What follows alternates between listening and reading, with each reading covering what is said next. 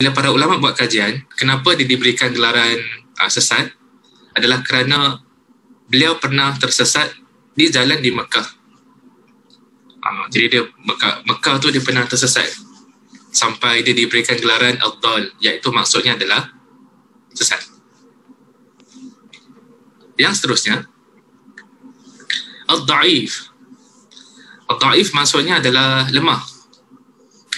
Dan ini diberikan kepada seorang perawi yang bernama Abdullah bin Muhammad. Kenapa dia diberikan gelaran lemah? Adalah kerana mempunyai tubuh yang lemah, bukan lemah daripada sudut hadis. Jadi tubuh dia lemah, bukan hadisnya lemah. Hadis lemah maksudnya adalah perawi itu barangkali perawi yang tak kuat hafalan, lemah hafalan. Itu yang boleh menyebabkan seorang perawi menjadi perawi yang dhaif. Dalam Al-Jarh wa Ta'dil, berkaitan dengan kritikan dan pujian yang diberikan oleh para ulama hadis, salah satu istilah yang digunakan oleh para ulama hadis bila mengkritik seorang perawi adalah perkataan dhaif. Fulan dhaif. Perawi ni dia lemah. Okay. So dia boleh jadi lemah daripada sudut hafalan dia ataupun lemah daripada sudut periwayatannya, yang menyebabkan para ulama tidak mengambil hadis daripada orang tersebut. Jadi dhaif kat sini bukan dhaif daripada sudut hadis, tapi lemah daripada sudut tubuh badannya. Tubuh badan yang lemah tidak menjejas kesahihan sepotong hadis. Istilah yang berikutnya adalah gundar, iaitu membawa erti orang yang suka mengutuk. Gelaran ini diberikan kepada Muhammad bin Ja'far al-Basri, dan ada peristiwa yang berlaku sampai dia diberikan gelaran ini. Ibn Jurayj datang ke Basrah, beliau berbicara tentang hadis Hasan al-Basri. Lalu mereka yang mengingkarinya dan mengutuknya. Muhammad bin Ja'far adalah yang paling banyak mengutuk. Kemudian beliau berkata kepadanya, diamlah wahai Gundar. Jadi Gundar adalah orang yang mengutuk. Diberikan gelaran ini kepadanya kerana dia pernah memberikan kutukan. Itu adalah diberikan kepada Muhammad bin Ja'far al-Basri.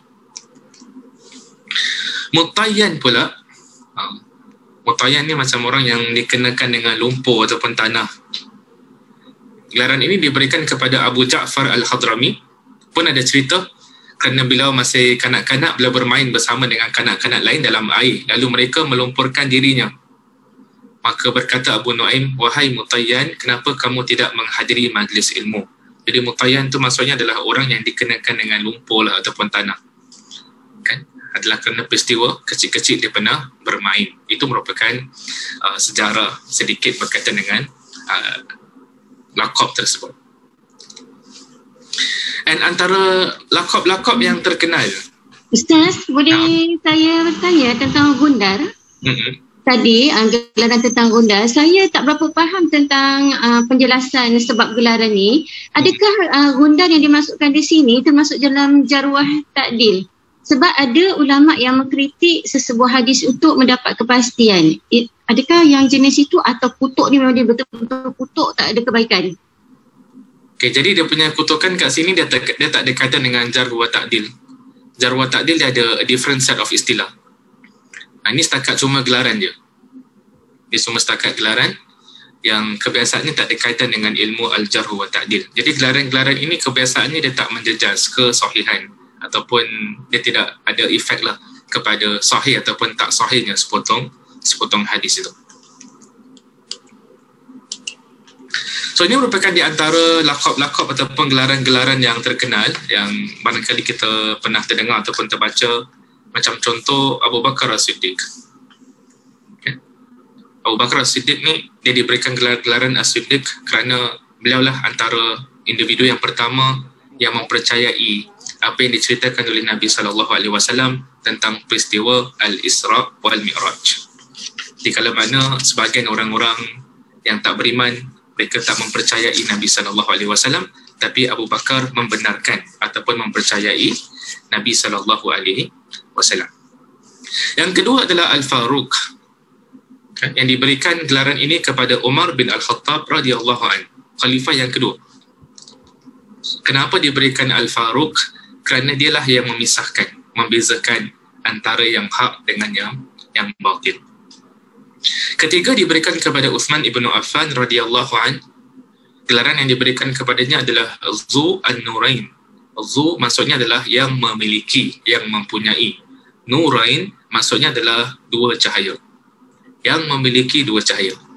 Kenapa Sayyidina Uthman ibn Affan diberikan gelaran yang memiliki dua cahaya? Kerana dia bernikah dengan dua puteri Rasulullah sallallahu alaihi wasallam sampai diberikan gelaran Zu An-Nurain yang memiliki dua cahaya. Seterusnya adalah Ali ibn Abi Talib, itu nama dia. Gelaran dia adalah Abu Turab. Turab ni ada kaitan dengan makna tanah ataupun pasir. Jadi kita lihat kenapa diberikan gelaran tersebut adalah kerana pada satu ketika Nabi SAW terjumpa Sayyidina Ali dalam keadaan berbaring dekat dalam Masjid Nabawi. Dan sebagaimana kita maklum juga, Masjid Nabi SAW pada zaman Nabi SAW bukan kapet kat bawah tu. Bawah tu adalah tanah. Jadi pada ketika itu Nabi masuk masjid, Nabi nampak Sayyidina Ali ibn Abi Talib, dia sedang seolah-olah berbaring dan pipinya atau wajahnya terkena tanah. Sampai Nabi SAW kata dekat Sayyidina Ali, "Qum ya Aba Turab." Bangunlah wahai Abu Turab. Yang seterusnya adalah Saifullah. Saif maksudnya pedang. Jadi pedang Allah. Dan di separtikala istilah diberikan kepada Khalid ibn Walid. Yang seterusnya adalah Hamzah bin Abdul Muttalib diberikan gelaran Asadullah. Asad tu maksudnya singa. Seolah-olah singa Allah. Dan yang terakhir sekali adalah Abu Ubaidah bin Al-Jarrah. Dia diberikan gelaran Amin Hadhil Ummah. Amin maksudnya adalah orang yang dipercayai. Hadhihi maksudnya ini. Al-Ummah maksudnya umat. Jadi orang yang dipercayai dalam umat ini. Gelaran ini diberikan kepada Abu Ubaidah ibn Al-Jarrah, salah seorang sahabat Nabi SAW yang dijamin masuk syurga. So itu merupakan sebahagian gelaran-gelaran ataupun al-alqab yang diberikan kepada sebahagian di kalangan sahabat Nabi SAW.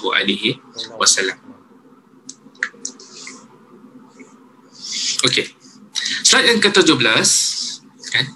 Jadi ada sebahagian perawi ni yang disifatkan dengan pelbagai nama, laqab dan kunyah. Which means seorang perawi itu kadang-kadang dia ada several names. Dia satu orang tapi kadang-kadang dia ada beberapa nama. Dan kadang-kadang dia ada beberapa gelaran. Kadang-kadang dia ada beberapa kunyah. Sebagai contoh, ada seorang perawi nama dia adalah Muhammad bin As-Sa'ib Al-Kalbi. Tapi at the same time, ada sebagian orang bila panggil dia, orang panggil dia sebagai Abu Nadhr. Kadang-kadang, beliau dikenali juga dengan Hamad bin As-Sa'ib. Kadang-kadang, orang panggil dia Abu Sa'id. Sama ada Abu Nadhr, ataupun Hamad bin As-Sa'ib, ataupun Abu Sa'id. Ini semua nama atau penggelaran ini adalah merujuk kepada satu individu. Bukan Abu Nadhr ni orang lain dan Hamad bin Sa'id ni orang lain, Abu Sa'id ni orang lain, tak. Ini semua nama dan gelaran ini merujuk kepada individu yang sama, iaitu Muhammad bin Sa'ib Al-Kalbi. Jadi penting untuk kita tahu benda ni, ataupun ulama hadis mengetahui benda ni. Apa dia punya faedahnya adalah untuk mengelakkan percampuran nama pada orang yang sama atau mengelak tersalah sangka bahawa dia adalah orang yang berlainan. Kalau orang tak tahu, dia tak buat research, dia ingatkan Abu Nadhr ni is a different person, Hamad ni another person, Abu Sa'id another person, Muhammad bin Sa'ib Al-Kalbi another person. Tapi ini semuanya adalah merujuk kepada orang yang sama. Tadi ada yang tanya dekat chat box, Ustaz, adakah kunyah itu sama dengan alqab? Kita mengatakan ada perbezaan. Dia cuma sama daripada sudut kunyah dengan alqab ni adalah gelaran yang diberikan kepada seseorang. Cuma yang membezakannya adalah kebiasaannya kunyah adalah gelaran yang bermula dengan perkataan Abu ataupun Jadi gelaran-gelaran yang bermula dengan perkataan ayah ataupun ibu, itulah kunyah. Manakala alqab tak semestinya bermula dengan perkataan Abu ataupun Macam tadi tu, Amin hadhil ummah. orang yang dipercayai daripada umat ini. Dia tak bermula dengan Abu sebagai contoh. Al-Faruq Dhun Nurain. Nanti ada sedikit perbahasan tentang Abu Turab. Abu Turab kan Ustaz tadi kata laqab, tapi Abu ni, Abu Turab bermula dengan Abu. Nanti kita akan jelaskan. Cuma the original ruling, kaedah dia adalah laqab ni, kunyah ni dia bermula dengan perkataan Abu ataupun Manakala laqab kebiasaannya dia tidak bermula dengan perkataan Abu ataupun Itu untuk membezakanlah antara kunyah dengan alqab, walaupun dua-duanya adalah gelaran yang diberikan kepada seseorang. Ustaz, kalau misalnya kata ya bunaya itu adalah alqab Ustaz. Itu macam panggilan lah. Macam orang panggil ya binti, wahai anakku. Ya bunaya ni macam panggilan manja lah kepada anak. Macam ya ibni. Cuma laqab ni lain sikit lah. Laqab macam dia usually ada peristiwa-peristiwa yang tertentu yang berlaku sampai orang itu diberikan gelaran-gelaran yang tertentu. Perbahasan yang seterusnya mengenali mereka yang masyhur dengan kunyah. Jadi ini adalah satu disiplin ilmu untuk mengkaji nama-nama perawi yang masyhur dengan nama kunyah mereka sehingga kita dapat mengetahui nama mereka yang sebenarnya. Jadi di sebahagian perawi ini mereka terkenal dengan kunyah-kunyah yang tertentu, dengan gelaran-gelaran yang tertentu. Sebagaimana saya katakan tadi, kunyah adalah gelaran yang bermula dengan perkataan Abu ataupun Contoh, ada banyak contoh dalam slide antum. Yang pertama sekali adalah kadang-kadang sebahagian perawi nama dia dengan kunyah dia sama. Contoh, ada seorang perawi namanya Abu Bilal Al-Ash'ari. Nama dia Abu Bilal Al-Ash'ari, kunyah dia pun Abu Bilal Al-Ash'ari. Jadi dia punya nama dengan kunyah tu sama. Kalau lihat berdasarkan kaedah tadi, kalau kita kata kunyah tu bermula dengan Abu, dia memang kunyah, Abu Bilal ni memang kunyah. Tapi at the same time, itu pun nama orang tu. So, itu satu kategori.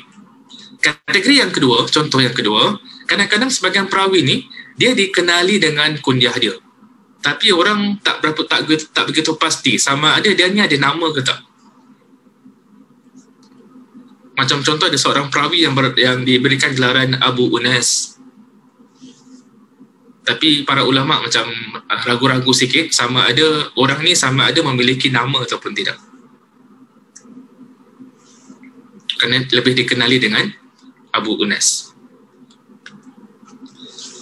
Kategori yang ketiga, contoh yang ketiga, perawi-perawi yang digelar dengan gelaran berbentuk kunyah. Which means dia punya gelaran tu same karakteristik dengan kunyah. Kerana kita katakan kunyah adalah gelaran yang bermula dengan Abu ataupun Jadi bagi sebagian individu, dia punya gelaran tu datang dalam bentuk kunyah. Which is selalunya tak berlaku lah. Yang selalu kaedah asalnya adalah gelaran ni kebiasaannya tak bermula dengan Abu. Tapi for some cases, exceptional cases, dia punya gelaran tu datang dalam bentuk kunyah. Which means datang the first word adalah Abu ataupun Macam contoh Abu Turab. Jadi saya katakan Abu Turab adalah gelaran yang diberikan kepada Sayyidina Ali ibnu Abi Talib radhiyallahu anhu. Sedangkan kunyah bagi Sayyidina Ali adalah Abul Hasan. Sebagaimana kita maklum, Al-Hasan adalah anak kepada Sayyidina Ali ibnu Abi Talib radhiyallahu anhu. Kebiasaannya kunyah tu dinamakan sempena nama anak. Kebiasaannya kunyah itu dinamakan sempena anak pertama. Tapi boleh tak Ustaz, orang berikan kunyah tapi bukan berdasarkan anak pertama, anak ketiga, anak kelima? Boleh, tak jadi masalah. Cuma the practice, kebiasaannya adalah kunyah diberikan after the name of the first child.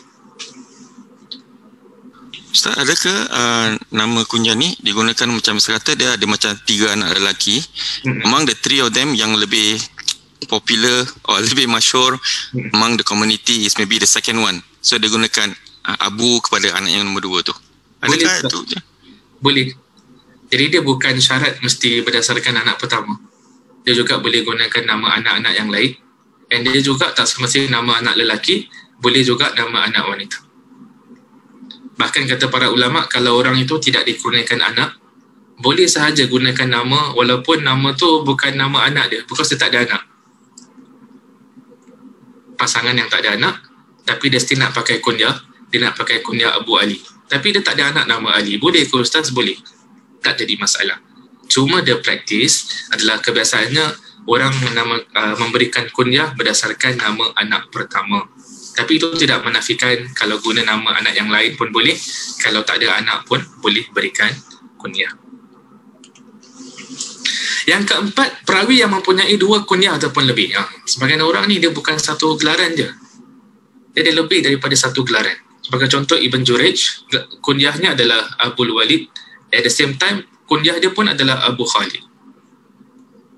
Kategori yang kelima, perawi yang diperselisihkan kunyah dia. Namanya ulama tahu, cuma kunyah dia ulama selisih pandangan. Contoh, ada seorang perawi Usamah bin Zaid, sahabat Nabi SAW. Itu namalah. Semua kenal. Cuma dia punya kunyah tu ada sedikit perselisihan. Adakah kunyah dia adalah Abu Muhammad, ataupun kunyahnya adalah Abu Abdullah, ataupun gelarannya adalah Abu Kharijah? Ada perselisihan di kalangan para ulama. Kategori yang keenam, example yang keenam, perawi yang dikenali dengan kunyahnya dan diperselisihkan pada namanya. Ini terbalik pula. Yang tadi orang kenal nama dia, orang berbeza pandangan dekat kunyah dia.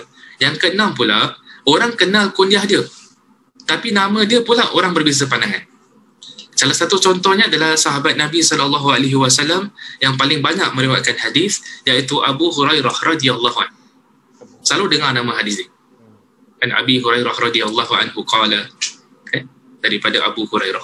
Abu Hurairah bukan nama, Abu Hurairah kunyah. Siapa nama dia? Ulama khilaf. And one of the opinions yang dipegang oleh para ulama, nama asal Abu Hurairah adalah Abdul Rahman bin Sahr. Itu merupakan salah satu pandangan di kalangan para alim ulama kita. Tapi still ada khilaf. Ada perbezaan pandangan tentang nama asal Abu Hurairah radhiyallahu anhu, kerana dia ni lebih dikenali dengan Abu Hurairah. Okay. Ada orang macam itu kan. Dia lebih dikenali dengan sebahagian gelaran sampai kadang-kadang orang tak tahu nama asalnya. Okay. Kita lebih kenali Imam Syafi'i dengan Imam Syafi'i. Kadang-kadang macam tak kenal nama Imam Syafi'i asalan, iaitu Muhammad bin Idris. Kita lebih kenali Imam Bukhari dengan Bukhari. Sampai kadang-kadang terlupa nama asalnya. Siapa nama asal Imam Bukhari?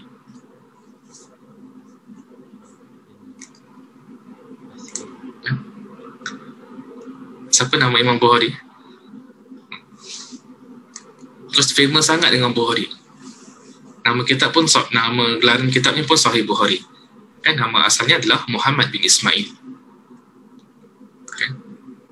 Jadi kadang-kadang sebagian orang lebih dikenali dengan gelaran-gelaran yang tertentu. Example yang ketujuh, perawi yang diperselisihkan daripada sudut nama dan kunyahnya. Ini lagi, dua-dua ulama selisih. Bukan nama je diperselisihkan, kunyah pun diperselisihkan. Okay. Jadi seseorang ni yang dikenali sebagai Safinah, adakah nama asal dia Umair? Adakah nama asalnya Salih? Adakah asalnya nama Mihran? Ulama selisih pandangan. Adakah kunyahnya Abu Abdurrahman ataupun kunyahnya adalah Abu Al-Bakhtari? Pun diperselisihkan di kalangan para ulama. Jadi ada yang sampai gitu sekali. Kategori yang ke-8, perawi yang dikenali dengan namanya dan kunyahnya dan masyhur dengan kedua-duanya. Which means seorang perawi, nama dia terkenal di kalangan manusia.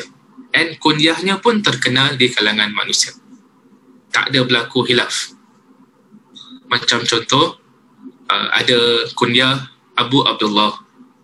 Okay? Dan Abu Abdullah ni ada lebih daripada seorang individu yang dikenali dengan kunyah ni. Antaranya adalah Imam Sufyan Al-Thawri, Imam Malik, Imam Muhammad bin Idris Al-Syafi'i, Imam Ahmad bin Hanbal. Ini semua nama-nama terkenal. At the same time, kunyah mereka pun terkenal, iaitu Abu Abdullah. They share the same kunyah. The next person adalah Abu Hanifah An-Nu'man. Mazhab Hanafi, pengasasnya adalah Imam Abu Hanifah. Abu Hanifah bukan nama. Abu Hanifah kunyah. Siapa nama Imam Abu Hanifah? An-Nu'man. So Imam Abu Hanifah terkenal dengan kunyah dia, which is Abu Hanifah. At the same time, dia pun terkenal dengan nama dia, which is Nu'man. Jadi ada sebahagian perawi ni, dia dikenali dengan dua-dua sekali, nama dan juga kunyah. Yang kesembilan, perawi yang masyhur dengan kunyahnya dan diketahui namanya. Yang kesembilan, seorang perawi yang memang terkenal dengan kunyah dia. Okay. Cuma nama dia tak macam ni. Dia lebih dikenali dengan kunyahnya berbanding dengan nama dia. Cuma ulama' tak selisih pandangan tentang nama dia. Ulama' tahu nama dia. Cuma kunyah dia lebih popular. Contoh macam kunyah Abu Idris Al-Khawlani. Okay. Ni famous. Nama dia siapa? Aizallah. Cuma nama dia tak se-famous kunyah dia. Kunyah dia lebih famous. Yang ke-10, perawi yang masyhur namanya dan diketahui namanya. Perawi yang masyhur namanya, so nama dia popular dan diketahui namanya. Macam sama je Ustaz. Perawi yang masyhur namanya dan diketahui namanya. Okay. Macam dia berikan contoh kat sini adalah Talha Ubaidillah At-Taimi, Abdul Rahman bin Auf. Ni nama-nama popular lah. Al-Hasan ibnu Ali ibn Abu Talib, sahabat Nabi SAW, anak kepada Sayyidina Ali. Abdul Rahman bin Auf pun nama yang popular, nama sahabat Nabi SAW. Dan Talha Ubaidillah pun nama yang popular. Jadi nama ni diketahui dalam erti kata yang lain, tidak diperselisihkan. Kan? Because yang tadi tu, the previous one, ada nama yang diperselisihkan. Nama-nama ni tak diperselisihkan. Al-Hasan, Abdul Rahman bin Auf, Talha Ubaidillah tidak diperselisihkan. At the same time, nama ini bukan saja disepakati, tapi nama ini juga adalah masyhur, adalah terkenal di kalangan manusia. And these three person, mereka kongsi the same kunyah, iaitu Abu Muhammad. Jadi itu merupakan contoh-contoh lah, kan? Kategori-kategori dan nama-nama sebahagian daripada kalangan para perawi. Seterusnya, perawi yang dinasabkan kepada bukan ayahnya. Kadang-kadang ada seorang perawi, dia tidak dibinkan after nama ayah kandung dia. Kadang-kadang sebahagian perawi, dia tidak dibintikan kepada nama ayah kandung dia. Dia dibinkan ataupun dibintikan kepada nama orang lain. Sebahagian di kalangan mereka dinasabkan ataupun dibinkan kepada ibunya. Ada pula yang dibinkan kepada datuknya. Ada pula yang dibinkan kepada orang yang menjaganya. Ayah angkat dia sebagai contoh. Okay. At the same time, ulama tahu siapa nama ayah asal dia. Okay. Kita berikan contoh. Ada sebahagian perawi yang dinisbahkan, dinasabkan, dibinkan kepada ibunya. Macam contoh, ada 3 orang ni, 3 individu. Mu'adh, Mu'awwidh dengan Aus, dia dibinkan atas nama Afra. Dan Afra ni bukan nama ayah dia. Afra ni adalah nama ibu dia. Siapa nama bapa asalnya? Ayah kandungnya adalah Al-Harith. Contoh yang kedua, Bilal bin Hamamah. Hamamah bukan nama ayah Bilal. Hamamah adalah nama ibunya. Nama ayahnya adalah Rabah. Yang ketiga, Muhammad bin Al-Hanafiyah. Al-Hanafiyah bukan nama lelaki. Al-Hanafiyah dalam konteks ni adalah nama seorang wanita. Nama ibu dia. Nama bapa dia adalah Ali ibn Abi Talib. Contoh yang kedua pula, perawi-perawi yang dinasabkan kepada nenek dia. Ya'lah bin Munyah. Jadi Munyah kat sini adalah nenek kepada Ya'lah. Bukan bapa dia. Bapa dia namanya adalah Umayyah. Contoh yang ketiga adalah perawi yang dinasabkan kepada datuknya. Macam contoh, Abu Ubaidah bin Al-Jarrah. Al-Jarrah bukan nama bapa bagi Abu Ubaidah. Abi Al-Jarrah ni siapa Ustaz? Al-Jarrah ni nama datuk dia. Nama asal Abu Ubaidah bin Al-Jarrah adalah Amir bin Abdullah bin Al-Jarrah. Jadi nama asalnya Amir. Nama bapa dia Abdullah. Nama bapa dia Al-Jarrah. Tapi oleh kerana dia dikenali dengan Abu Ubaidah bin Al-Jarrah, kadang-kadang orang sangkakan Al-Jarrah merupakan bapa dia. Tapi bukan. Al-Jarrah ni datuk dia. Dan kalau antum perhatikan, Abu Ubaidah ni pun bukan nama, dia kunyah. Jadi kalau kita jumpa macam di kalangan perawi yang start dengan Abu ni, kemungkinan besar itu bukan nama dia. Itu adalah kunyah dia. So kena buat research sedikit tentang siapa nama asal dia. So in this case, nama asalnya adalah Amir. Ahmad bin Hanbal, pengasas mazhab Hanbali. Ramai yang kenal dia sebagai Ahmad bin Hanbal. Sampai ada yang memikirkan, menyangkakan bahawa Hanbal ni adalah nama ayah Imam Ahmad. Ulama kita kata bukan. Nama asal Imam Ahmad adalah Ahmad bin Muhammad bin Hanbal. Which means nama ayahnya adalah Muhammad dan nama datuknya adalah Hanbal. And mazhab Hanbali dinamakan sempena nama datuk dia. Mazhab Hanbali tidak dikenali sebagai Ahmadi. Dia bukan mazhab Ahmadi. Dia pun bukan mazhab Muhammadi. Tapi dia adalah mazhab Hanbali, dinamakan sempena nama datuknya. Datuk kepada Imam Ahmad rahimahullahu ta'ala.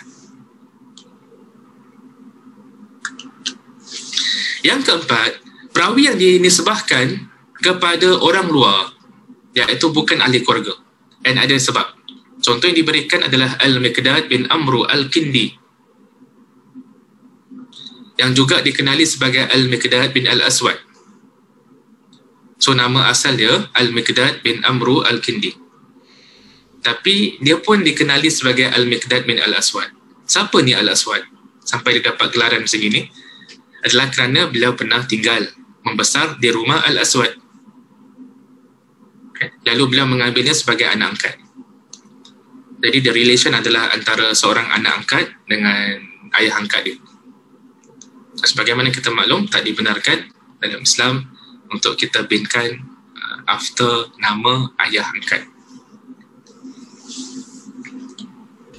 Ustaz tadi yang pasal Ahmad bin Hanbal, saya kata kalau dia ambil Ahmad bin Muhammad, mungkin terlalu ramai Ahmad bin Muhammad. Mungkin disebabkan itu dia gunakan nama datuknya Ahmad bin Hanbal dan tak not many yang similar to that. Adakah ini salah satu dia punya reason, Ustaz? Or is this memang just kebiasaan orang Arab je? Okay. Memang dia dikenali dengan Ahmad bin Hanbal. Kan? Wallahu ta'ala alam the main reason kenapa dia dikenali dengan Ahmad bin Hanbal instead of Ahmad bin Muhammad. Kan? Saya tak kurang pasti kenapa dia lebih dikenali. Tapi itu yang hakikatnya adalah dia lebih dikenali dengan nama ni, which is Ahmad ibn Hanbal. And usually dalam kita menyandarkan satu mazhab, ulama usually ambil nama ancestors dia yang paling famous. Macam contoh mazhab Syafi'i. Kalau kita nak ikut betul-betul, nama Imam Syafi'i bukan Imam Syafi'i. Nama Imam Syafi'i Muhammad bin Idris. Dan kalau nak namakan sempena nama Imam Syafi'i, should be Muhammadi. Tapi that is not nama mazhab Imam Syafi'i. Ataupun nama after ayah dia, Idrisi. Tapi itu pun bukan nama mazhab Syafi'i. Nama mazhab Syafi'i dinamakan sempena nama salah seorang datuk Imam Syafi'i ataupun ancestors Imam Syafi'i yang bernama Syafi'. Maka jadilah Syafi'i. Jadi saya kurang pasti kenapa Imam Ahmad lebih dikenali dengan Ahmad bin Hanbal. Tetapi itulah yang seringkali ditulis dalam kitab-kitab, baik dalam kitab hadis ataupun dalam kitab fikih, lebih mengenali beliau sebagai Imam Ahmad Ibnu Hanbal rahimahullahu ta'ala. Okey. Jadi itulah beberapa nama-nama berkaitan dengan para perawi. Kita berada pula kepada discussion yang seterusnya. Nisbah perawi yang bercanggah dengan zahirnya. Which means, kadang-kadang seorang perawi, dia diberikan gelaran-gelaran yang tertentu. Gelaran berdasarkan tempat, gelaran yang ada kaitan dengan peperangan tertentu, gelaran yang ada kaitan dengan qabilah dia, ataupun bidang kepakaran dia. Tetapi zahirnya, gelaran tersebut bercanggah dengan apa yang dinisbahkan. Kita nak bagi contoh untuk mudahkan kefahaman apa maksud slide 29 ni. Contoh, ada seorang perawi yang diberikan gelaran Abu Mas'ud Al-Badri. Kebiasaannya, Al-Badri ni diberikan gelaran ini bagi mereka-mereka yang mengambil bahagian dalam peperangan Badar. Tapi Abu Mas'ud Al-Badri ni, dia tak took part dalam peperangan Badar. Habis kenapa dinamakan Al-Badri? Kerana dia tinggal di Badar. Itu tempat dia.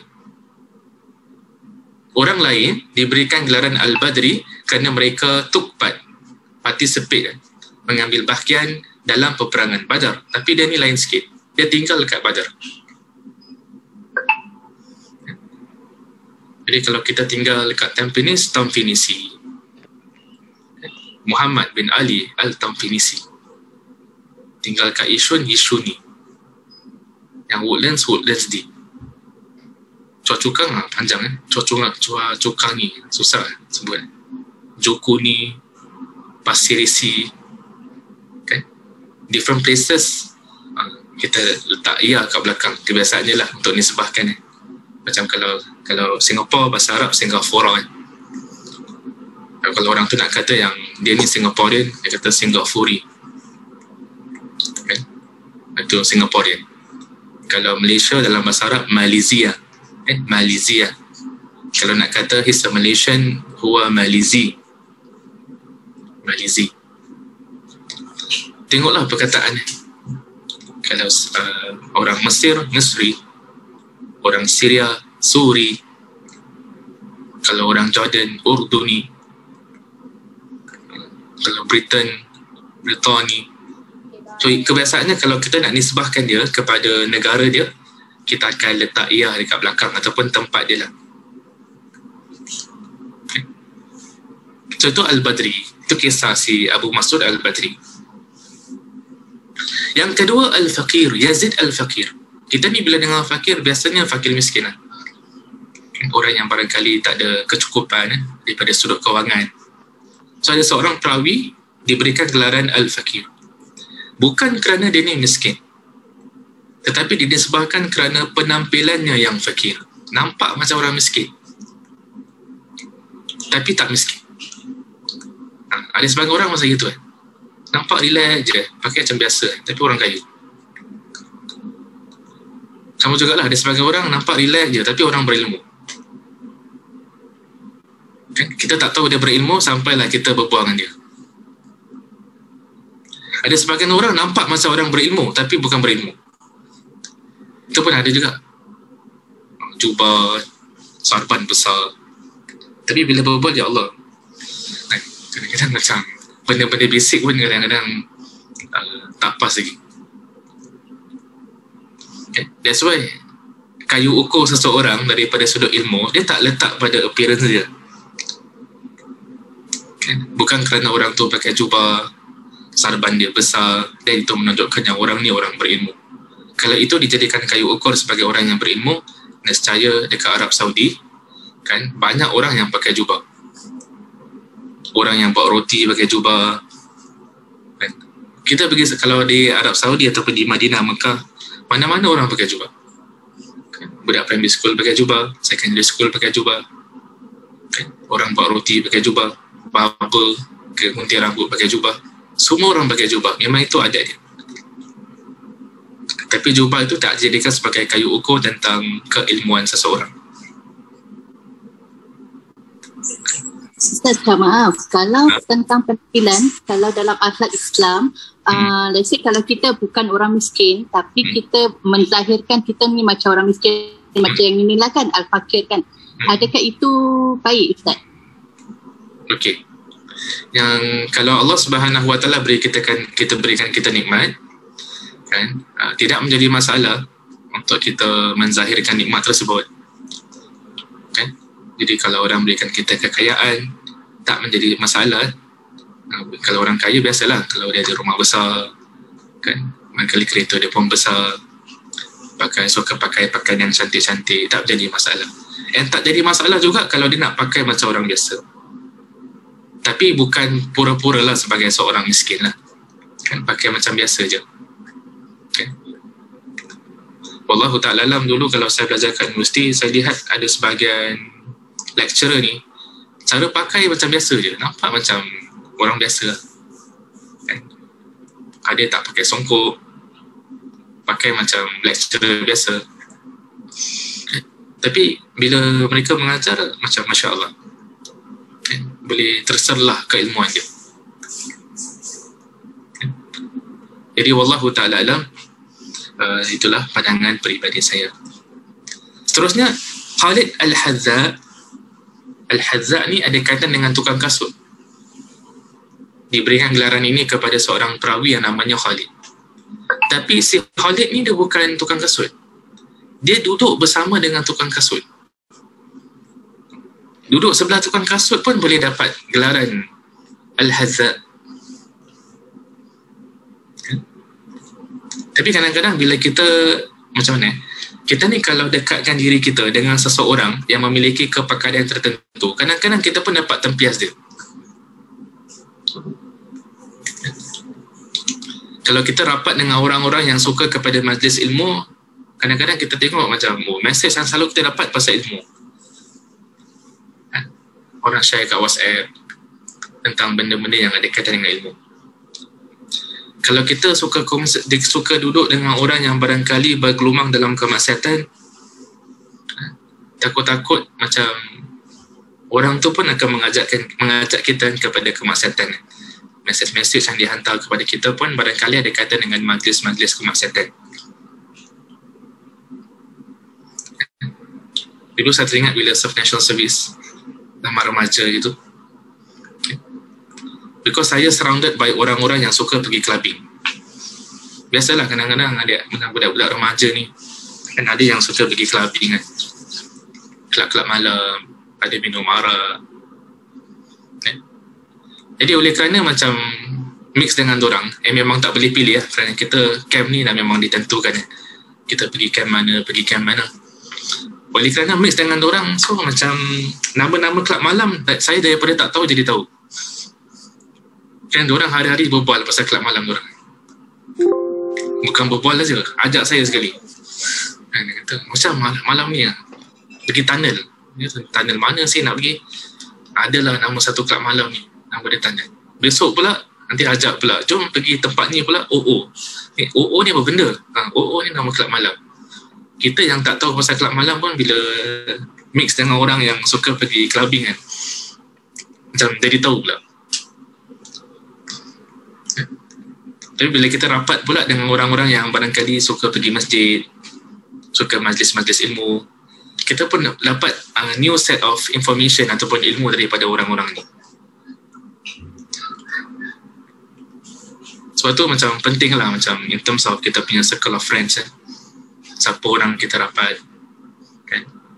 Kita memang buat baik kat semua orang, tapi dalam masa sama juga kita punya close contact tu, kalau yang lebih elok lah kalau daripada kalangan orang-orang yang salih, daripada kalangan orang-orang yang salihah, yang betul-betul cinta pada Allah, yang cinta kepada Rasul sallallahu alaihi wasallam, yang cinta kepada majlis-majlis ilmu, InsyaAllah ada banyak kebaikan yang dapat kita raih daripada persahabatan dengan orang-orang yang baik-baik.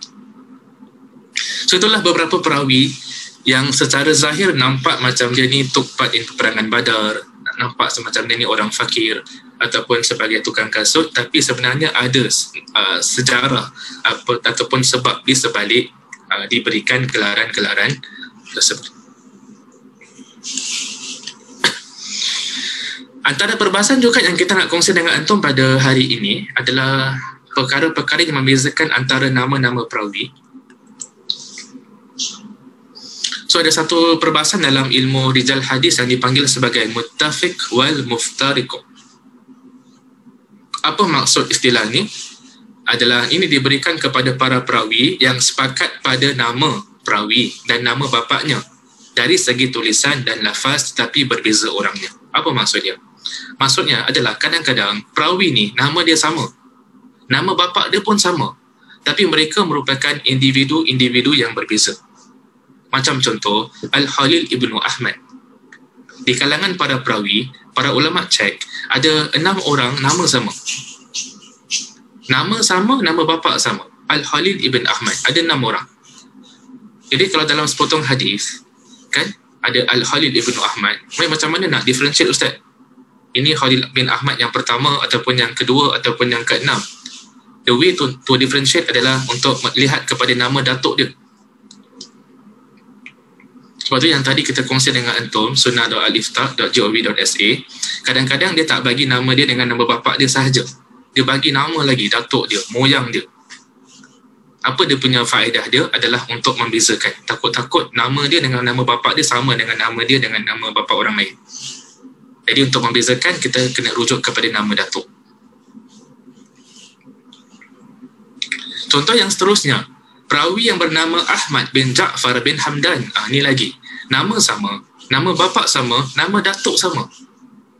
Ahmad bin Ja'far bin Hamdan. Ada 4 orang perawi yang tinggal pada sama zaman, nama sama, bapa sama, nama bapa sama dan nama datuk sama. Macam mana nak bezakan? Cara bezakan adalah lihat kepada nama seterusnya. Ahmad bin Ja'far bin Hamdan. Okay, bin apa lepas tu? Okay. Itu adalah cara untuk membezakan.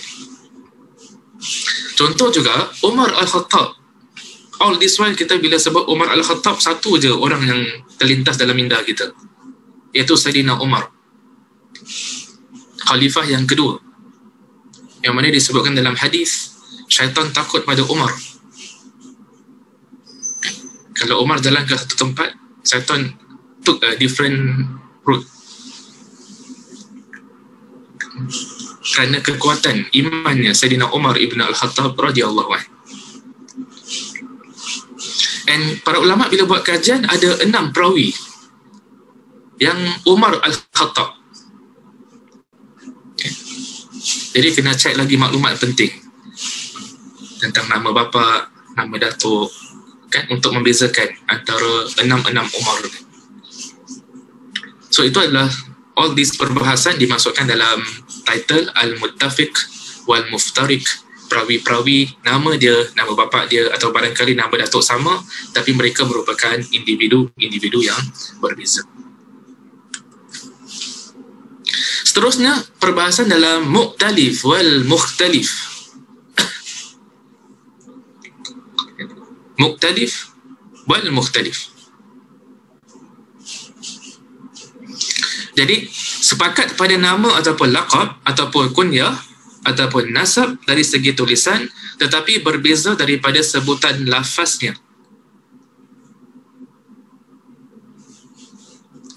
Daripada sudut tulisan nampak macam sama, tapi daripada sudut lafaznya berbeza. Kita beri contoh. Yang pertama, perawi namanya Salam. Yang lagi satu pula namanya Salam.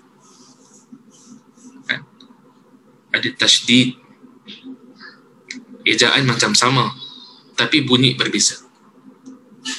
Yang kedua, perawi yang bernama Miswar dengan Musawwar. Daripada sudut tulisan huruf dia sama, huruf mim, sin, waw dengan ra, tapi daripada sudut pronunciation berbeza. Yang ketiga, al-bazzaz dengan al-bazzar. Beza dia satu titik je dekat yang hujung tu, antara huruf ra dengan huruf zain.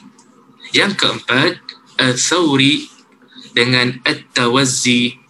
Nampak macam sama daripada jauh, tapi sebenarnya beza huruf sa dengan huruf ta adalah berbeza, pronunciation pun adalah berbeza. Jadi daripada sudut tulisan dia hampir-hampir sama, tapi daripada sudut pronunciation-nya adalah berbeza, dan mereka merupakan perawi-perawi yang berbeza, bukan perawi yang sama. Itu mukhtalif wal mukhtalif. Ustaz, afwan Ustaz. Muttafiq, muftarik, mukhtalif dengan mukhtalif, Ustaz. Dia punya bahasa Arab, dia punya actual meaning apa, Ustaz? Okey, daripada sudut bahasa lebih kurang sama. Muttafiq daripada ittifaq.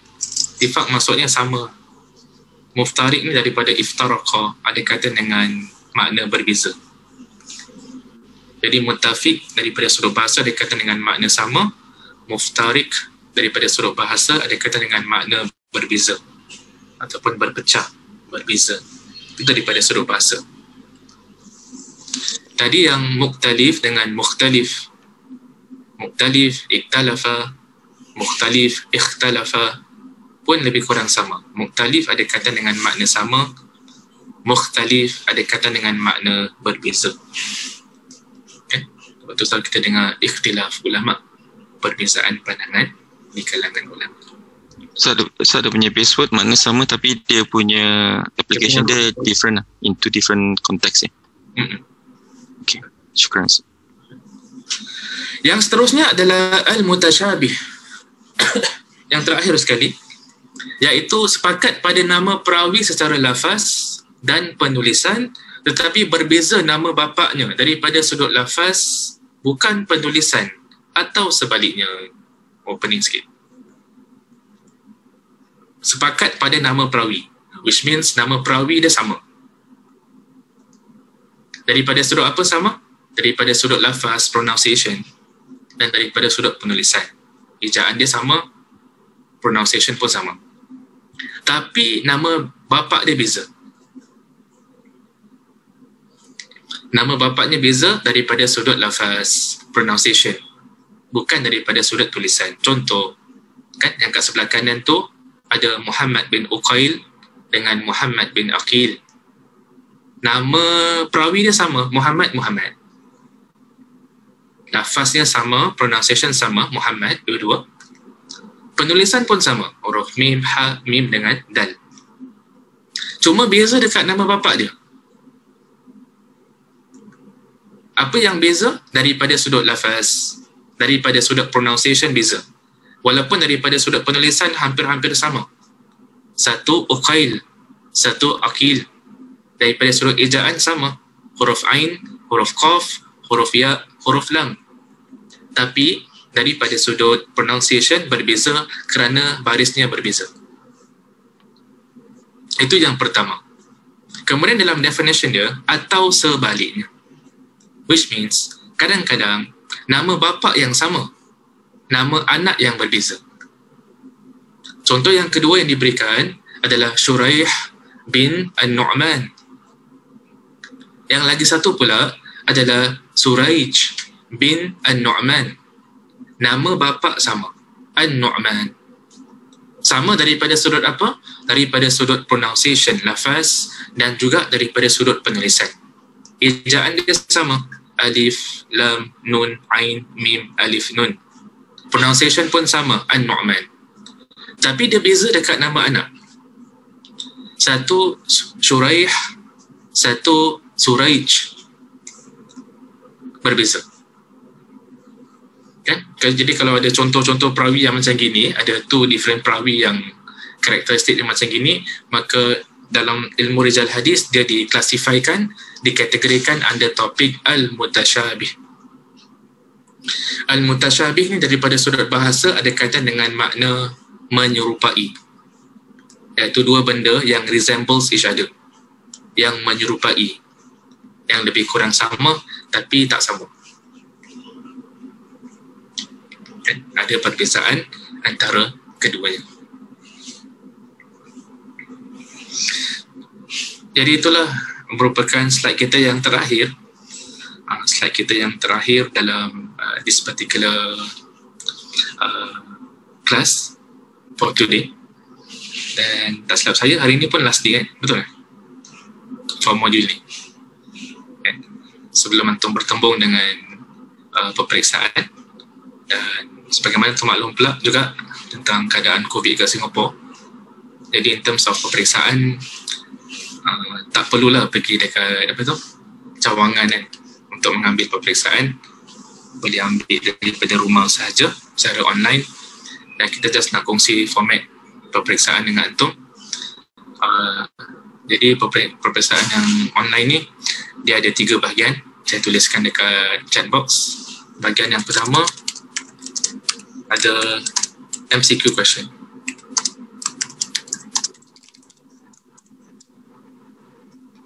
Okay. Jadi bagi exam antum, bahagian pertama adalah MCQ question, ada lebih kurang 20 soalan insya-Allah taala. Nak saya double check. Okay, bukan 20 soalan, 20 markah. Afwan. 20 markah. Jadi bahagian satu MCQ. Pilihlah kan. A ke B ke C ke. Kemudian bahagian yang kedua pula. Bahagian yang kedua adalah betul atau salah.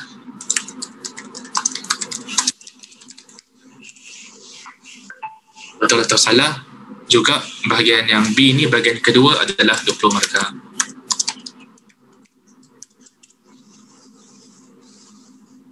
Betul atau salah? Muhammad bin Ukail ke Muhammad bin Aqil? Ustaz, dua-dua macam betul je? Taklah, tak tanya soalan macam itulah kan. Kalau boleh kita elakkanlah daripada tanya pasal nama-nama ni kan. Nama banyak sangat. Berapa soalan Ustaz?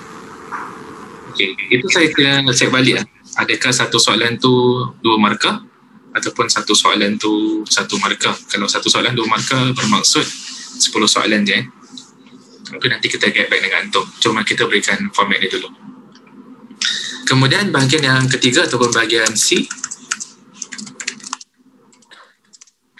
adalah soalan yang bersifat soalan umum. Kan? Yang ada kaitan dengan pengetahuan umum. Macam soalan esei sikit lah. Bukanlah esei sampai 25 markah. Tapi jawapan yang perlukan kepada penjelasan yang lebih. Bukan setakat betul salah. Okay. Jadi for this soalan pula, bahagian yang ketiga adalah 10 markah sahaja. Tiada pilihan lah bahagian 3. Kalau tak silap saya, ini satu soalan je. Terima kasih. Nanti kita confirmkan lagi dengan antum tentang berapa jumlah soalan bagi setiap bahagian. Tapi inilah rata-rata format dia. MCQ, kedua betul atau salah, dan ketiga adalah pengetahuan umum. Okay. Jadi itu adalah berkaitan dengan peperiksaan antum. Jadi kalau ikut jadual antum punya peperiksaan modul Rijal Hadis, bila dia punya date? Is it 2 minggu daripada sekarang? End of June tak salah. End of June. Tak salah. Antum punya simposium dah ada exam?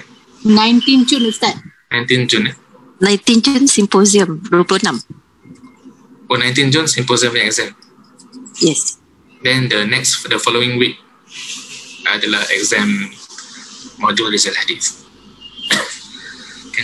InsyaAllah lah, saya rasa pihak admin akan update antum lah. Dia akan berikan pautan for all this examination secara online. Ada soalan daripada antum? Jadi bermakna exam online ni buat sementara waktu. Sekiranya ada pertukaran government tukarkan pada base yang lain kan, bermakna kita dah kena physical je Ustaz. Berdasarkan the latest maklumat yang saya dapat daripada pihak Zuhri adalah dia punya exam is this format dululah secara online. Kalau sekiranya ada perubahan ke apa, mereka akan maklumkan. Cuma saya rasa mungkin for this exam ada masa gini, adalah masa gini. Because asatizah mungkin nak set the question semua kan. Jadi as for now is exam secara online. Wallahu ta'ala a'lam. Syukran Ustaz. Ada soalan lain daripada antum? Ustaz, maaf kalau saya nak tanya tadi kan kita baca pasal yang perawi ni ada yang dibinkan kepada ibu kan. Boleh saya tanya kalau seseorang tu meninggal dunia bila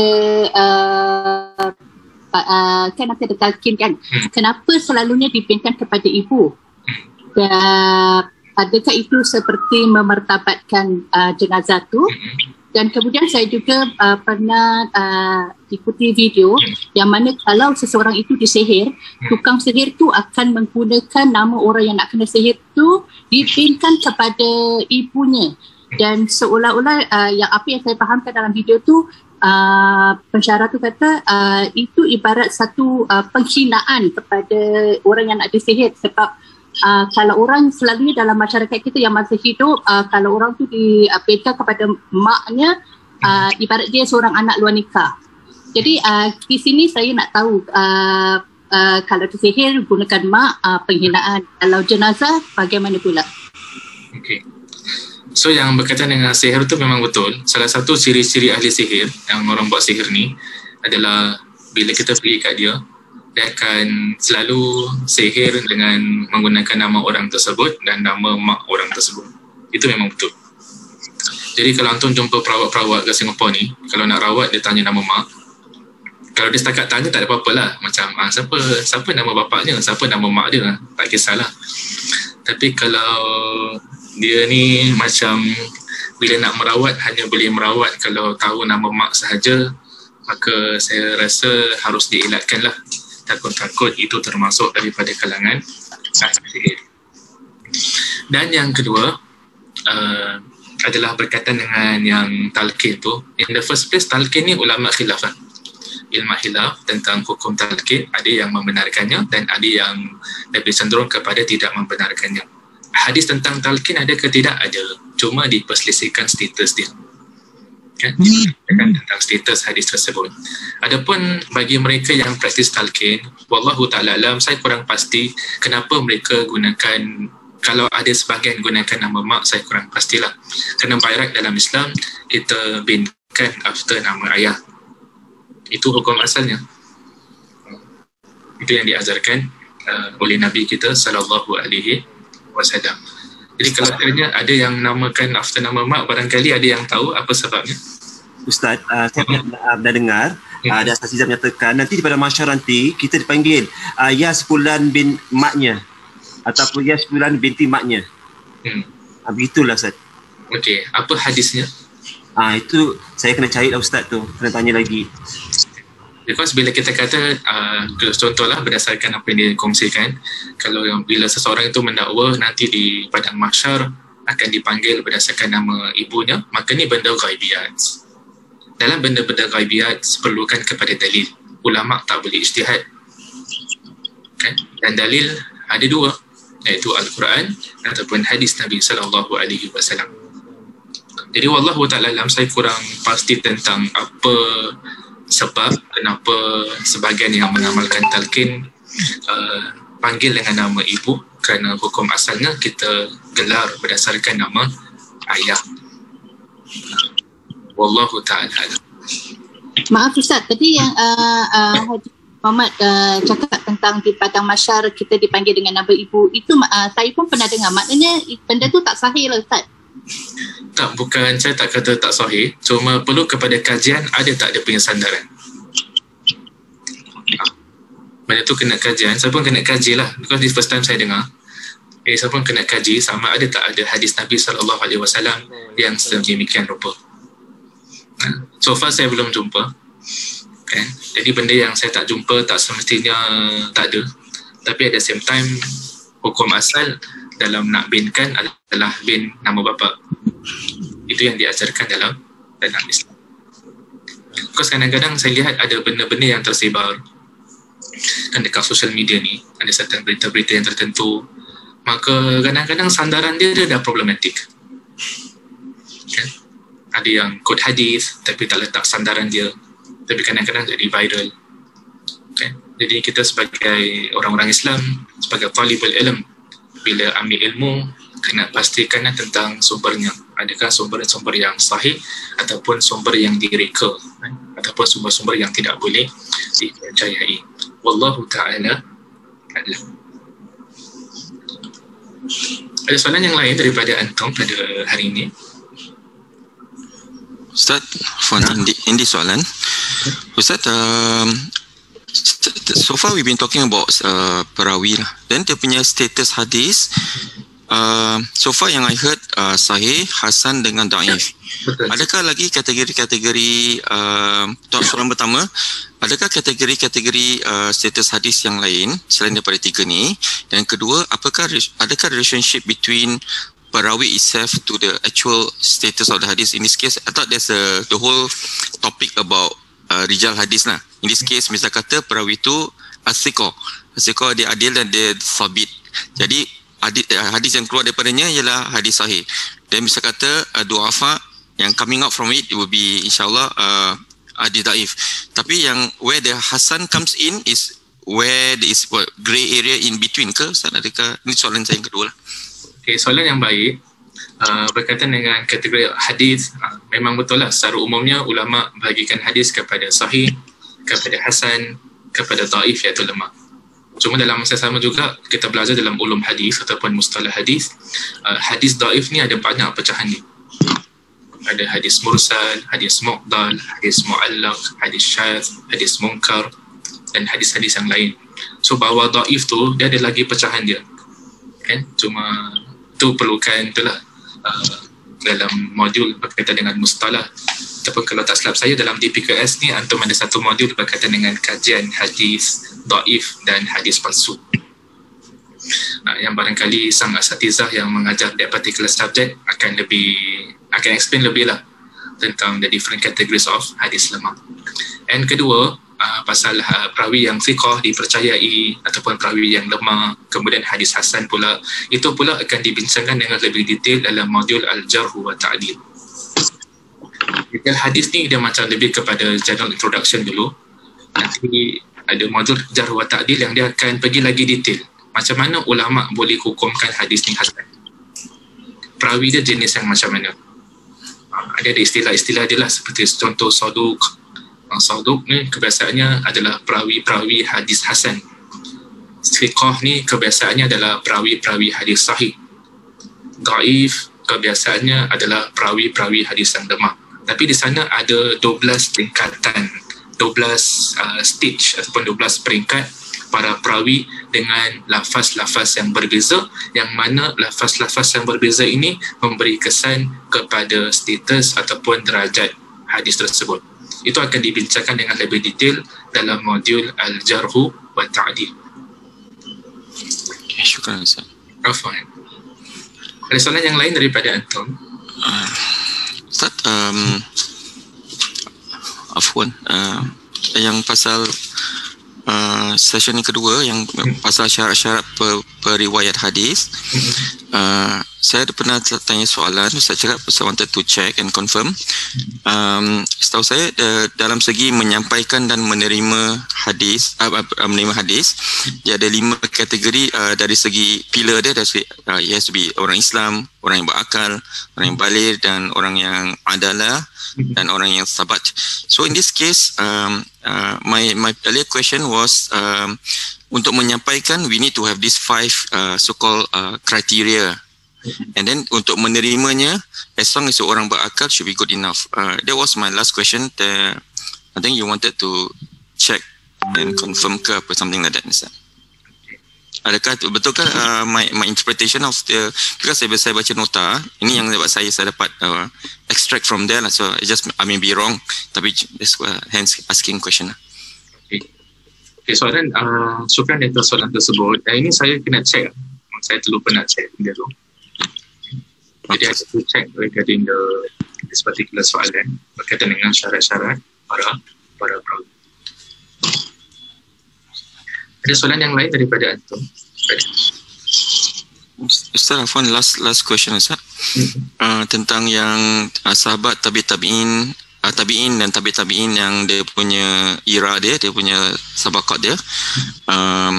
And then the question was whether is it based on the tarikh wafat or that is based on that sabaqat as in the period. So and then the reason I'm asking, maybe it's not in the context of this lesson, tapi it's more for my general knowledge and information. Kalau maybe it's not relevant. So the time I was asking, the era ada start and end period of this tabi'in dengan tabi'in dengan sahabat sekali, and dia punya wafat dia because somebody can be living longer than the one before. Like for example, tabi'in can live longer than the sahabat, something like that lah. Or sahabat can be living longer than tabi'in. So there was the question was the era or the period lah. So was it based on the birth or based on the wafat date, or is it based on the just a general period, and it can be overlapping? So that was a question that I had just for my general knowledge. Yeah, so then you wanted to check. Yang pasal tu, yang nota yang pasal the 12 peringkat para perawi tu, in terms of their period, sahabat ke, tabi'in ke, saya cek balik, nota tu ada dalam modul Jarh wa Ta'dil. Oh, macam tu dia. So, InsyaAllah dalam Jarh wa Ta'dil akan difungsikan berkaitan dengan klasifikasi yang pernah dibuat oleh Imam Ibn Hajar Al-Asqalani rahimahullahu ta'ala. Dia buat classification perawi kepada 12 peringkat. Ada sebahagiannya golongan sahabat, ada sebahagian peringkat golongan tabi'in, kan? Tapi ultimately adalah seseorang itu sama ada dinamakan sahabat ataupun tabi'in ataupun tabi'in, dia kena fulfill syarat dia lah. Kalau sahabat mesti jumpa Nabi, kalau tabi'in mesti jumpa sahabat, kalau tabi'in mesti jumpa tabi'in. Itu secara amnya. Tapi usually oleh kerana mereka tinggal pada era yang lebih kurang sama, that is why Imam Ibn Hajar dia boleh buat that categorization. Usually kebiasaannya orang tabi'in ini contoh daripada 121 onwards kebiasaannya. Tapi that does not deny the fact that boleh sahaja tabi'in yang wujud di kalangan para sahabat, kerana mereka barangkali berada berjauhan daripada Nabi SAW sampai tak sempat jumpa Nabi SAW. Tapi as long as dia fulfill syarat untuk menjadi sahabat ataupun tabi'in, maka dia boleh diklasifikasikan sebagai sahabat ataupun tabi'in ataupun tabi'in. Wallahu ta'ala. Syukran Ustaz. Afwan. Ada soalan yang lain daripada antum?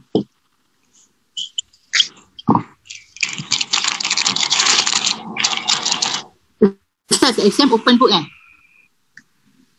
Exam boleh rujuk kan? Boleh rujuk kan? InsyaAllah tak ada invigilator yang pergi rumah antum. Tak ada orang ketuk pintu kan? Boleh discuss pun untuk sebelah boleh discuss. Raya belum habis lagi. Raya belum habis kan? Ya. Exam pun bukan kena masuk Zoom kan? Kalau masuk Zoom saya tengok antum pun, tapi saya tak nampak apa yang kat bawah antum kan? Dia tak meja. Apa aja yang exam Zoom jadi kita perhatikan semua. Mungkin kalau antum punya kamera tu include the table sekali, sampai saya boleh tengok apa yang berada kat table, tapi tak sampai gitulah. Ustaz, boleh saya tanya satu soalan yang bukan berkaitan dengan pelajaran kita tetapi sempena bulan Syawal. Soalan tentang puasa 6. Jadi bagi mereka yang ada hutang puasa tetapi mereka tetap nak buat juga puasa sunat, bagaimana caranya? Contohnya dia ada 10 hari cuti puasa tapi dia nak buat juga puasa sunat. Macam mana Ustaz pandangan? Okey. Saya pernah tulis satu artikel yang panjang berkaitan dengan isu ni. Cuma saya rumuskan. Saya rumuskan adalah benda ni benda yang tak disepakati oleh para ulama. Memang saya tak dapat nafikan sebagai ulama dia berpandangan kita tak boleh puasa sunat selagi mana tak puasa qada. Kerana bagi mereka puasa yang wajib harus didahulukan daripada puasa sunat. So memang opinion tu wujud. Jadi kadang-kadang untuk mereka lihat sebagian asatizah berpegang dengan pandangan itu. Mereka mengatakan wajib qada dulu baru boleh puasa sunat 6 Syawal. That is one opinion. Another opinion pula, dan ini merupakan pandangan sebagian guru-guru saya kat Kota Madinah, pandangan Syekh Muhammad Mukhtar Syinqiti, dia berpandangan adalah boleh kita dahulukan puasa sunat Syawal terlebih dahulu dan kita lambatkan puasa qada. Dan dia berhujah dengan sepotong hadis Nabi SAW. Pernah Aisyah radhiyallahu anha, isteri Nabi SAW, dia pernah qada'kan puasa Ramadan yang lalu, dia qada'kan pada bulan Syaban. And bila ni bulan Sya'ban ni adalah satu bulan sebelum bulan Ramadan, the next Ramadan. Riwayat Sayyidah Aisyah radhiyallahu anha, dia pernah qada'kan puasa Ramadan yang lalu pada bulan Sya'ban, which is satu bulan sebelum masuknya Ramadan yang seterusnya. Dia Muhammad Mukhtar Syingkiti, itu bermaksud Sayyidah Aisyah radhiyallahu anha ketika mana bulan Syawal dia puasa sunat dulu 6 hari, kemudian dia lambatkan puasa qada dia sampai bulan Sya'ban, dan itu merupakan dalil according to him yang menunjukkan boleh kita dahulukan puasa sunat Syawal terlebih dahulu 6 pada bulan Syawal, dan boleh juga ditakhirkan puasa qada selagi mana belum masuk bulan Ramadan yang seterusnya. That is the second opinion. Ada third opinion dalam isu ini. The third opinion dalam isu ini mengatakan adalah boleh combine. Qada boleh digabungkan sekali dengan puasa sunat Syawal. So which means seolah-olah kita buat dua benda dalam satu hari. Dalam arti kata yang lain, kita qada puasa, at the same time kita puasa sunat, niat puasa sunat Syawal. Ini adalah a third opinion, dan pandangan ini memang wujud di kalangan sebahagian ulama-ulama mazhab Syafi'i. Ya. Jadi macam mana Ustaz the way forward? The way forward, benda ni benda khilaf. Bila benda khilaf, boleh berlapang dada. Tak perlu nak mengingkari perbuatan orang lain, kerana ini semua adalah isu-isu ijtihadiyah. Termasuk dalam isu ijtihad yang mana boleh berlapang dada. Yang jadi problem bila kita nak impose pandangan kita ke orang lain. Itu yang jadi problem, sedangkan isu ini adalah isu yang khilaf daripada itu. So wallahu ta'ala alam, sama ada kita pegang dengan pandangan pertama, nak utamakan qada terlebih dahulu, silakan. Ataupun kita pegang dengan pandangan kedua, boleh dikedepankan puasa sunat terlebih dahulu, silakan. Ataupun nak berpegang dengan pandangan ketiga, gabungkan sekali antara qada dengan puasa sunat Syawal, itu juga merupakan pandangan sebagian ulama mazhab Syafi'i pun silakan. Kerana ada perbezaan pandangan di kalangan ulama. Cuma pandangan peribadi saya, kalau boleh pisahkanlah antara puasa Syawal dengan puasa qada, kalau boleh dipisahkan adalah lebih afdal, adalah lebih utama. Wallahu ta'ala alam. Yang pentingnya puasa. Ustaz, Afwan, silakan. Soalan yang ketiga tu memang saya nak tanya, tapi Ustaz dah jawab dulu. Tapi seperti yang nak saya bilang, Abah, kita kalau qada dalam bulan Syawal, automatik kita punya puasa 6 tu, automatik puasa 6 tu dah dapat pahala dibilang. Jadi ini pandangan adakah ini khilaf ataupun kita perlukan niat? Okey, syukran. Jadi kata Nabi SAW, innamal a'malu binniyat. Jadi kalau orang tu niat puasa qada je, contoh bulan Syawal ni, dia puasa tapi dia niat qada je, maka jadilah qada je. Jadi untuk dapat, kalau berdasarkan pandangan yang kata boleh gabungkan, adalah perlu diniatkan juga untuk puasa sunat Syawal. Because tak semua orang dia macam mana? Ada orang dia niat qada, dia tak niat puasa sunat Syawal. Dia nak qada je. Okay. Jadi wallahu ta'ala alam, kalau berdasarkan pandangan ketiga yang kata boleh gabungkan, maka sebaiknya diniatkan dua-dua sekali. Diniatkan puasa qada dan diniatkan puasa sunat. Syukran. Afwan. Bagaimana saya katakan tadi, benda ni benda khilaf, adalah jangan debate lepas tu tak puasa. Itu yang kita sama juga dengan orang debate pasal solat tarawih 8 ke 20, enak dia tak solat tarawih. Asal nak debate je. Ataupun enak buat 2 rakaat je. Yang ulama debate 8 ke 20. Dia debate enak dia buat 2 rakaat je. Saya katakan 8 pun tidak, ini 20 pun tidak. Juga lah dalam kita berilmu adalah untuk beramal. Tapi Ustaz, bagaimana dengan pandangan Ustaz tentang Ahlul Madinah yang tidak melakukan puasa sunat Syawal? Okey, daripada mana kita dapat? Saya masa tu dengar simposium. Dapat daripada note simposium. Okey. Jadi Ada satu pandangan mengatakan, ni pandangan ini dinisbahkan kepada Imam Malik, dan mengatakan Imam Malik kata makruh puasa sunat Syawal. Tapi dekat sini bila saya buat kajian yang lebih lanjut adalah Imam Malik tak kata makruh secara mutlak tentang puasa sunat Syawal ni. Ada ulama mazhab Maliki yang berbeza pandangan. Ala kulli hal, kata sebahagian di kalangan ulama, kalau pandangan seorang imam bercanggah dengan hadis Nabi sallallahu alaihi wasallam, maka yang dikedepankan adalah hadis Nabi sallallahu alaihi wasallam. Hadis yang tentang puasa sunat Syawal ni hadis yang sahih. Barang siapa yang puasa bulan Ramadan kemudian diikuti dengan 6 hari daripada bulan Syawal, maka seolah-olah dia berpuasa, ganjarannya seolah-olah adalah seperti berpuasa setahun. Dan itu adalah hadis yang sahih. Jadi mana-mana pandangan para ulama yang bercanggah dengan hadis Nabi sallallahu alaihi wasallam, dikedepankan hadis Nabi sallallahu alaihi wasallam, kerana hadis Nabi merupakan kata-kata Nabi sallallahu alaihi wasallam. Dan pandangan itu adalah pandangan yang ganjil, which means the majority of the ummah, ulama daripada dulu sampai sekarang, mereka berpandangan puasa sunat Syawal ni adalah sesuatu sunnah yang amat-amat dijalankan. Ustaz, your writing with us? Afwan? The writing. Okay, writing nanti saya kongsikan insyaAllah dekat chatbox pula. Chatbox nanti atau dah tu. WhatsApp insyaAllah. Thank you. Tentang puasa 6. Ada ini last question daripada Ada Ustaz, last question daripada saya Ustaz. Boleh Ustaz?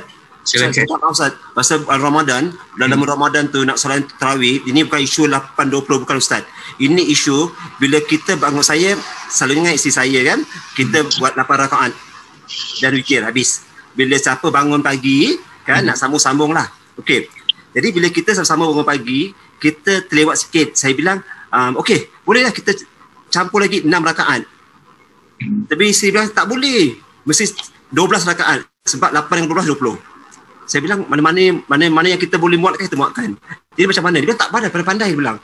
Kalau saya buat 8, dan tu sebelum subuh tu kita buat 6, dia bilang itu baru 14. Okay. Jadi sebenarnya saya bilang ini kan sunat. Jadi macam mana tu? Okey. Soalan yang baik. Okay, jadi isu dia sebelum tidur buat 8 rakaat. Dan bila dah tidur dan bangun buat 6 rakaat. Jadi 8 plus 6 jadi 14. Sedangkan diskusi ulama adalah antara 8 dengan 20. Okay? Jadi dekat sini kita katakan solat malam ni dia tak ada specific number yang wajib kita buat. Kan? Jadi dalam erti kata yang lain, kalau kita nak buat 8 silakan. Nak buat 6 pun sah. Nak buat 10 pun sah. Nak buat 12 pun sah. Kalau rajin, terlebih rajin nak buat 100 pun sah. Ini berdasarkan hadis Nabi SAW, Salatul laili masna. Solat malam, kata Nabi SAW, didirikan 2 rakaat. Nabi SAW tak pernah letak maksimum limit. Nabi SAW pun tak letak minimum. Maksudnya, kalau buat 2, okey. Tapi 2 tu kira-kira macam sikit lah. Tapi kalau nak buat 16, okey. 14, okey.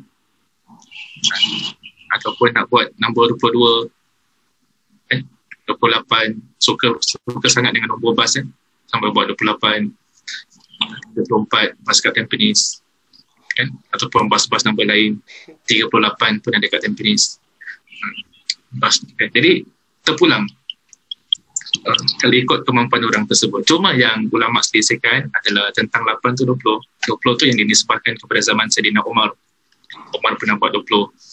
Yang 8 tu pula dinisbahkan kepada zaman Nabi SAW, yang kebiasaannya Nabi buat solat malam 8 rakaat dan diikuti dengan witir. Jadi solat tersebut adalah sah, tak menjadi masalah. Wallahu ta'ala. Okay. Ada lagi nak tanya?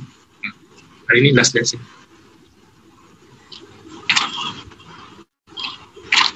So, in between kalau kita ada soalan tentang topik Rijal Hadis ni, kita boleh kemukakan dalam WhatsApp ya? Boleh dikemukakan, cuma kadang-kadang WhatsApp Zuhri ni, kalau bila modul lain dah datang, Jadi asatizah yang sebelum tu akan dikeluarkan lah. Jadi selagi mana saya kat dalam, kalau saya ada jawapan, saya boleh jawab lah. Tapi kalau dia dah meet dengan next module kan, saya takut-takut saya tak ajar antum, jadi saya dikeluarkan, saya masuk grup lain pula. Barangkali soalan itu diajukan pula lah kepada the next asatizah. Wallahu ta'ala a'lam. Ustaz, boleh lagi satu soalan tak? Silakan. Okey. Dalam bulan Ramadan yang lalu, anak saya kena swab test. Tetapi dia ni tak menggunakan macam yang biasa tau. Macam yang yang ada kapas tu. Dia menggunakan air tau. Yang dispray ke dalam hidungnya. Kemudian dia berasa ditekak. Adakah batal puasanya? Oh, dia gunakan spray. Macam spray. Rasa ditekak. Ini saya kena check. Because yang irsyad yang diberikan, setakat lah yang saya tahu yang diberikan oleh pihak MUIS ataupun Office of the Mufti, mereka mengatakan yang swab test ni tak batal puasa. Okay. Cuma ya, itu dia punya general lah. Okay. Cuma ini soalan lebih spesifik adalah kalau digunakan spray, kerana hukum asal yang sepanjang pembacaan saya adalah nose drop. Kalau ada nose drop, kan macam ada ear drop, ada nose drop, kan? Hukum asal nose drop ni ramai di kalangan ulama berpandangan tak batal puasa, sama seperti ear drop, eye drop. Benda yang masuk dalam badan ni macam-macam, ada masuk melalui mata, orang sakit mata pakai air mau bulan Ramadan, batal tak puasa? Ulama kontemporari kata tak batal. Orang telinga dia ada earwax, lepas tu dia pergi ke doktor letak ubat tertentu untuk lembutkan dia punya tai telinga sebelum dia injek air untuk keluarkan. Batal tak puasa? Menurut ulama semasa, ramai kata tak batal. Nose drop yang dimasukkan melalui hidung, okay? Dan walaupun ada khilaf di kalangan ulama, tapi Majma' Fiqh Al-Islami mengatakan adalah tidak batal puasa. Jadi wallahu ta'ala alam tentang yang swab test ni kalau gunakan spray. Kalau according to perbahasan yang tentang nose drop tu adalah seolah-olah macam tak batal puasa, tapi saya kena double check sekali lagi tentang pandangan para ulama semasa kalau sekiranya ada that type of swab test. For now, jawapan saya wallahu ta'ala a'lam.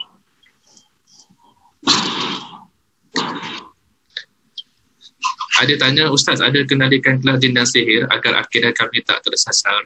Saya ada saya punya own kelas lah. Kebiasaan kelas saya Zoom lah. Sekarang kan COVID. Jadi nak ajak kat mana-mana pun nanti kadang-kadang susah. Jadi saya punya kelas usually macam Monday night lah, saya ada kelas tentang akidah. Okay. Cuma saya belum ajar lagi masuk bab jin dengan sihir. Tapi insyaAllah dalam salah satu, there will be modul-modul yang dalam siri akidah tersebut yang ada kaitan dengan sihir, yang ada kaitan dengan syaitan, yang ada kaitan dengan jin, kan, yang ada kaitan dengan rawatan. Itu dalam siri saya on Monday lah, Monday night. Okay.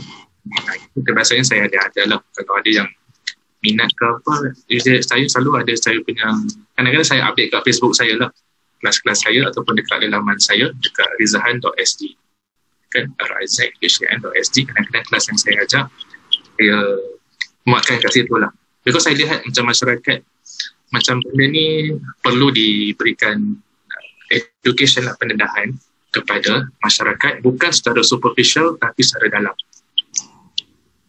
Because saya lihat kebanyakan kelas dengan ruqyah kadang-kadang tak dalam sangat. Bila tak dalam sangat, itu yang kadang-kadang kita ditipu oleh golongan syaitan, kerana ilmu akidah tak mantap. Kerana ilmu ruqyah ni ada kaitan dengan ilmu akidah. Ustaz, minta maaf. Kalau kita ditimpa penyakit, kita wajib berusaha untuk berubat, kan? Sama juga kalau kita disihir, kita perlu berusaha untuk berubat. Bagaimana kalau sihir itu berpanjangan dan si pesakit yang orang yang disihir tu sudah dapat menangani sihir tu, it's like non-stop, tak Ustaz? Non-stop, and in fact it's elevated in the sense of akidah, like you said. The stronger the patient is closer to Allah, the harder the attack. Okay, so sampaikan family semua dah pandai menangani the sihir. So is it still required for the patient to seek the ruqyah? Because like it's never ending, though, Ustaz. Macam for example asalnya konon-konon the thing is that every Ramadan pasti kena. Every day start without fail. Okay? And then after that, elevated tu kalau puasa sunat, kena.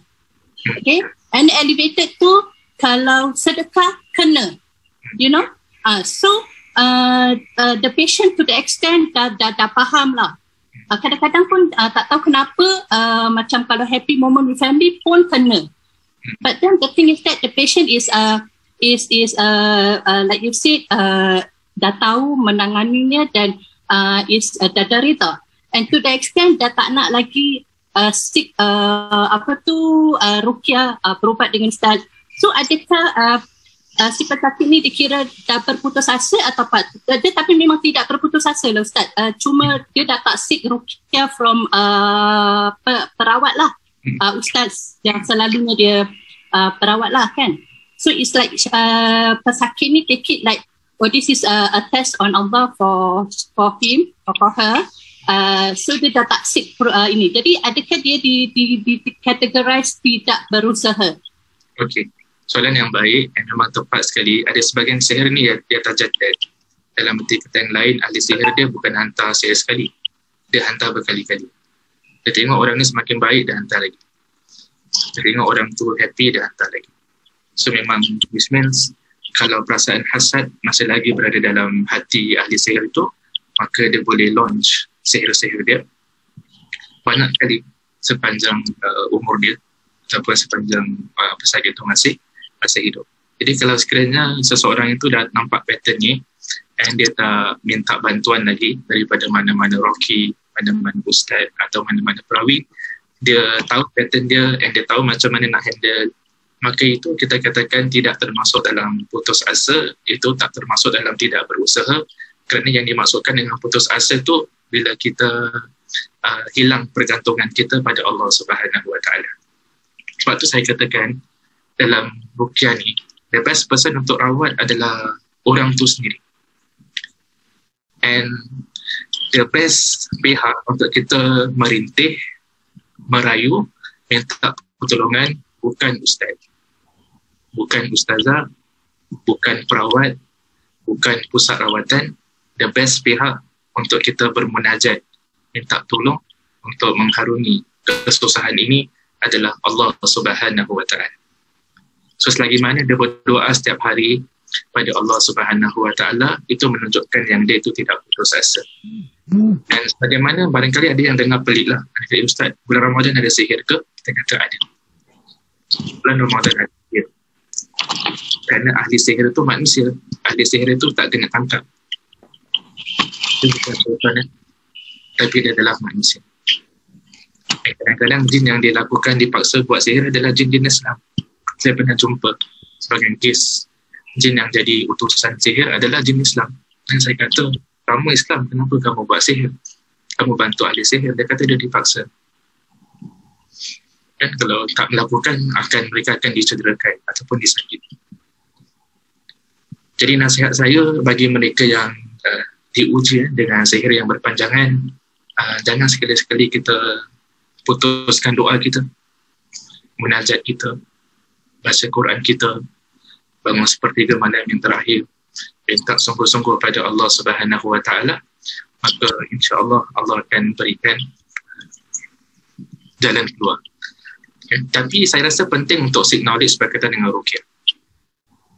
Walaupun tak semestinya ustaz, tapi it's important to seek knowledge about ruqyah, because kadang-kadang ada certain method yang efektif untuk membatalkan sihir yang perlu kita tahu. Okay. Dan itu perlukan kepada pengajian dah. So far kat Singapura ni saya belum jumpa lah kelas-kelas macam itu. Kelas-kelas ruqyah kadang-kadang macam pada saya macam a bit superficial, tidak begitu mendalam, tidak begitu menyeluruh. Bila dia tak mendalam, bila dia tak menyeluruh, kadang-kadang dia tak tackle isu sihir ni dengan cara yang komprehensif. Wallahu ta'ala. Okey, itu saja yang saya nak kongsi dengan antum pada hari ini. InsyaAllah nanti apa-apa saya rasa admin akan update antum berkaitan dengan peperiksaan. Kita dah beri antum tentang komen. Jadi kalau sekiranya ada kebenaran dalam apa yang saya sampaikan pada hari ini, itu datang daripada Allah Subhanahu Wa Taala. Kalau sekiranya ada kekurangan, kesilapan, kesalahan dalam penyampaian, itu datang daripada kelemahan saya sendiri. Kita tutup dengan tasbih kafarah. Subhanakallahumma wa bihamdika asyhadu an la ilaha illa anta astaghfiruka wa atubu ilaik. Sekian, assalamualaikum warahmatullahi wabarakatuh. Waalaikumsalam warahmatullahi wabarakatuh. Terima kasih Ustaz. Sama-sama. Terima kasih Ustaz. Syukran Ustaz. Syukran Ustaz. Assalamualaikum. Syukran, afwan.